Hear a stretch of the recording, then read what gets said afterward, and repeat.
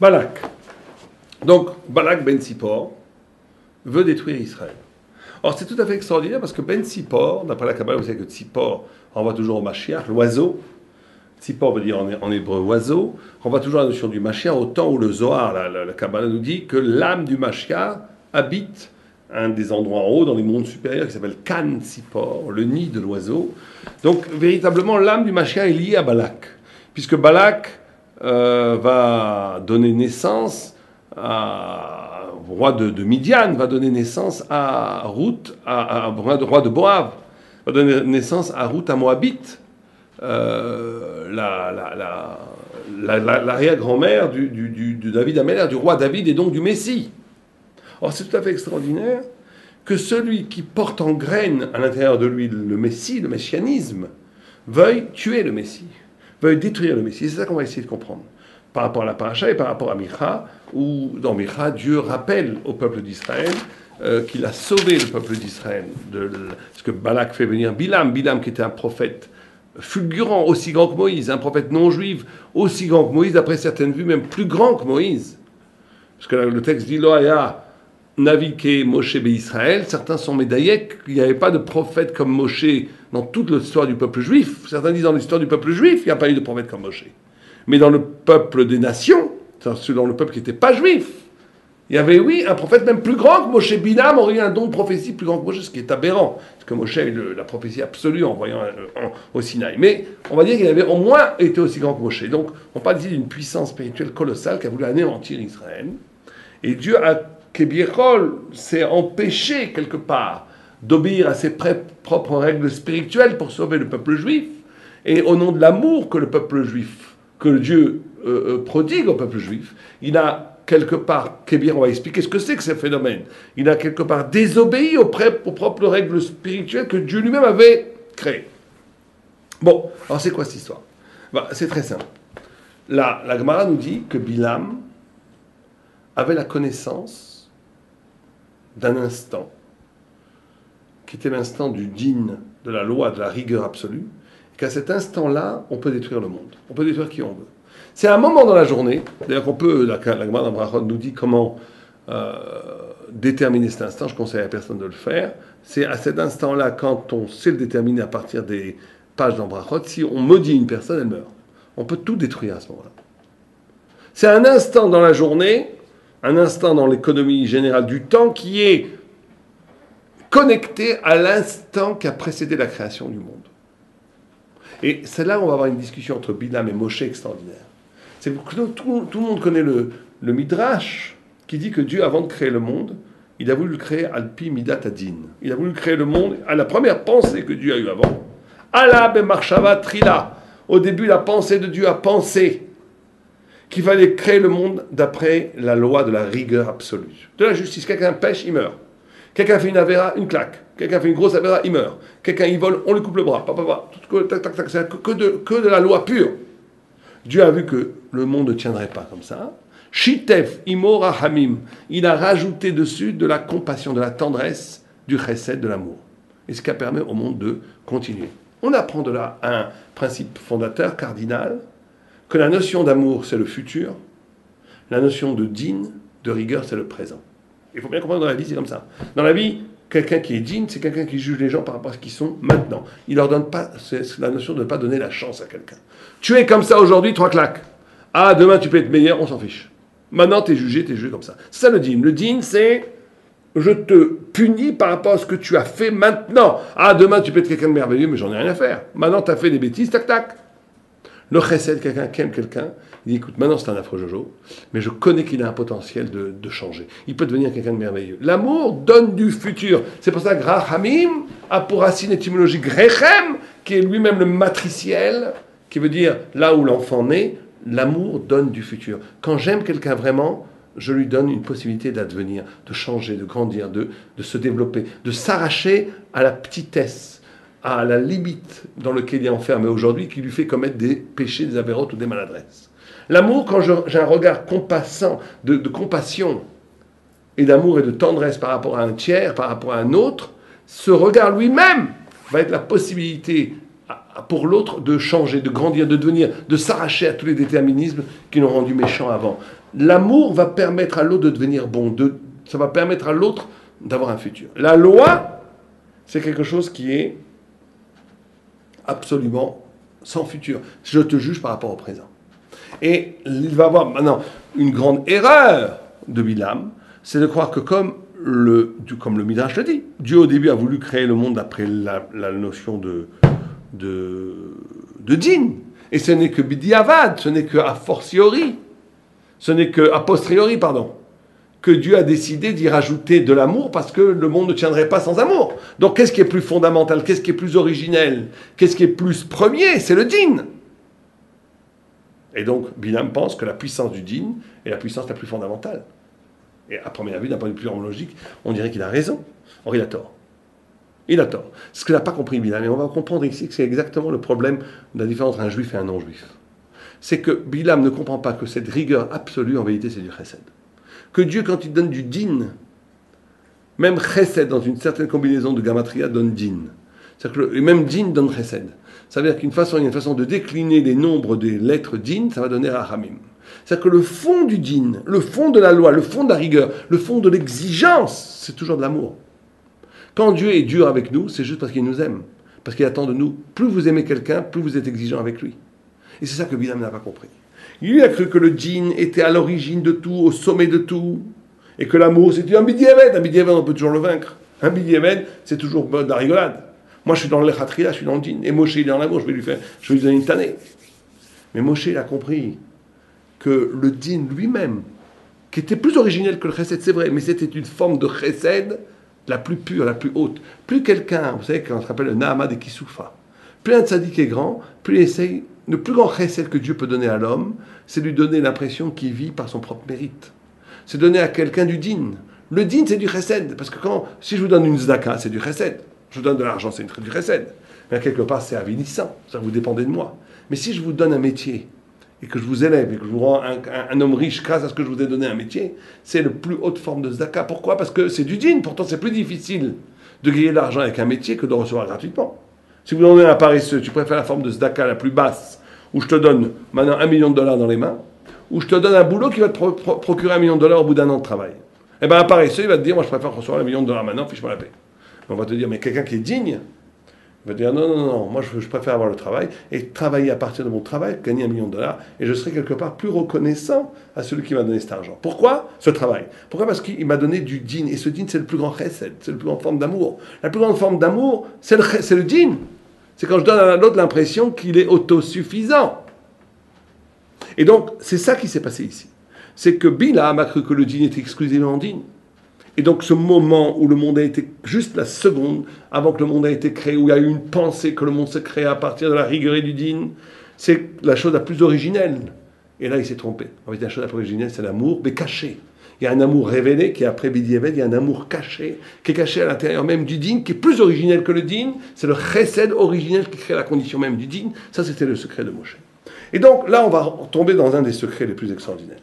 Il faut bien savoir que le monde est écartelé entre ces deux systèmes. Le système immanent, la présence, le din, et le système de cette origine dont on vient de parler, qui est cachée du chesed, et de ce futur qui est incarné par l'amour. On a dit, le chesed, c'est le futur. L'amour, c'est le futur. Aimer quelqu'un, c'est lui donner du futur. S'aimer soi-même, c'est se donner du futur. Ne pas avoir d'amour pour soi-même, c'est de vivre dans la din, dans le constat permanent de sa finitude, de son échec, de son infirmité. Ça, c'est le din. Or, ces deux choses-là ne sont pas visibles, puisque l'un est originel et l'un est le but. Le chesed n'est pas visible. Ce qui est visible dans le vide du présent, c'est le din, la loi, la rigueur, la pure logique. Or, ça va être ça, là. Il faut bien comprendre que plus ces deux choses sont séparées, c'est-à-dire que plus le sens du monde et la logique du monde sont séparés, plus on est dans l'exil.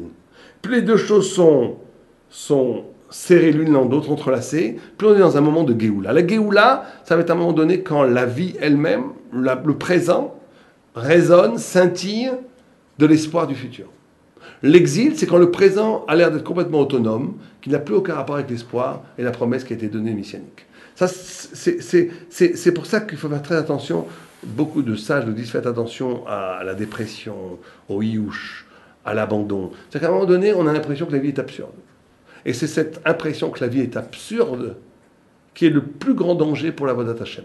Parce qu'à un moment donné, la logique du présent, la logique du din, elle est tellement forte qu'elle nous fait complètement oublier que tout ce qui est devant nous, c'est l'acte, c'est en réalité la création d'un acte de chesed, et que tout ça va vers le chesed, vers l'amour, vers une rédemption. Mais au moment où je le vis, je vois que le din, moi. Je vois que le din, je vois que les problèmes, je vois pas du tout que ça c'est un moment dans l'économie générale de l'existence qui va m'amener plus tard vers quelque chose de merveilleux. Pour le moment, moi je vois qu'une chose, des problèmes. Et donc ça amène de l'abandon, de l'absurde, c'est absurde, je ne comprends pas à quoi ça sert tout ça. C'est que des problèmes, c'est que de la douleur, c'est que du malheur. Qu'est-ce que tout ça n'a pas de sens. Ça c'est l'exil. On va rentrer dans la Géoula, dans la délivrance, dans la rédemption, quand on est capable d'intégrer le présent à un sens aussi bien originel que futur. Et donc c'est ça qui va être toute la guerre entre Bilam et Moshe, et c'est ça pour ça que Bilam est l'homme du présent, du djinn, l'homme de l'absolue présence, qui veut nier l'origine du chesed camouflé, et qui veut nier le futur d'Israël. Et Balak, qui pourtant lui porte en lui cette promesse, il porte en lui l'étincelle messianique, il veut tuer en lui ce futur. Parce qu'il faut bien comprendre que c'est ça la guerre entre Yetzer Hara et Yetzer Tov. Le Yetzer Hara veut toujours tuer le futur qui est en l'homme. L'homme, il est écartelé entre deux dimensions. Une dimension d'assurer le présent, et une deuxième dimension de construire l'avenir. Et chacun a ses faiblesses et ses forces. D'assurer le présent, la force de ça, c'est que c'est le présent, c'est que c'est palpable, que c'est visible, c'est maintenant, c'est la vie, l'existence maintenant. Mais ça ne va nulle part, ça va vers la mort. Ça va vers la destruction.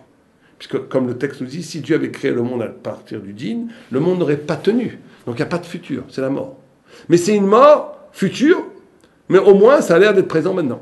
Donc il y a un Yetzer Hara qui te dit, oublie le futur, vis ton moment présent maintenant, vis-le à fond, c'est pas grave si tu meurs demain. Ça, c'est le système du djinn, puis celui de Bilam. Il y a un autre système qui a sa force, c'est le chesed, l'investissement, le fait de se dépasser, le fait de créer, de donner, de faire un acte maintenant qui est peut-être presque vide de sens, mais qui est en germe infiniment fécond de sens pour le futur.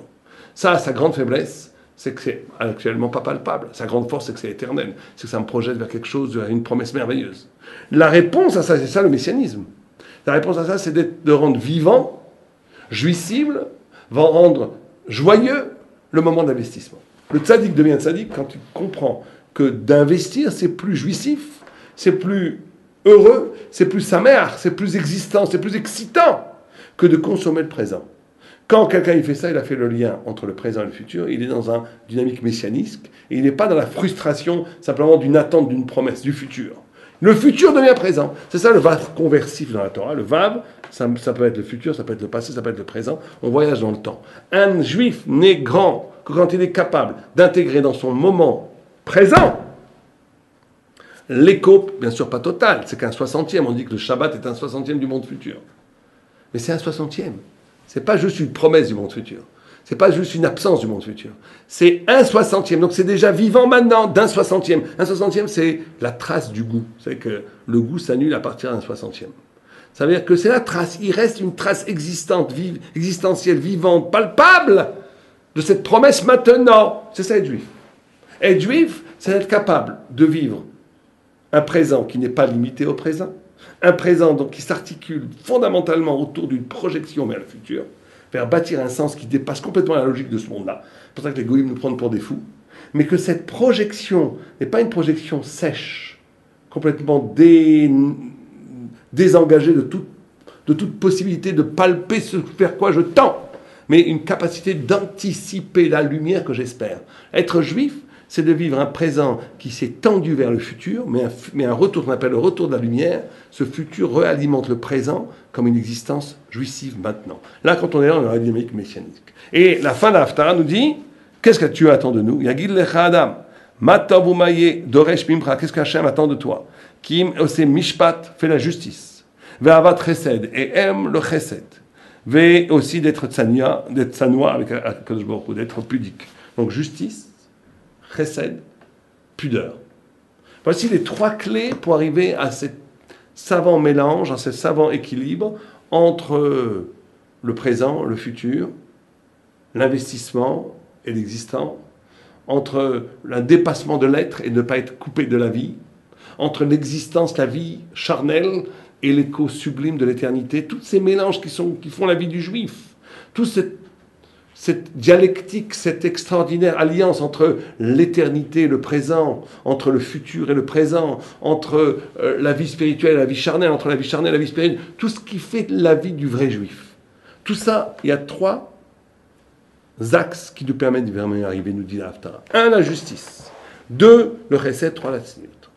La justice, parce que la justice, c'est effectivement le sens profond du lien entre la vie et le sens. Quand il y a une injustice, c'est quelque chose de terrible, parce que ça veut dire que le présent est coupé du sens.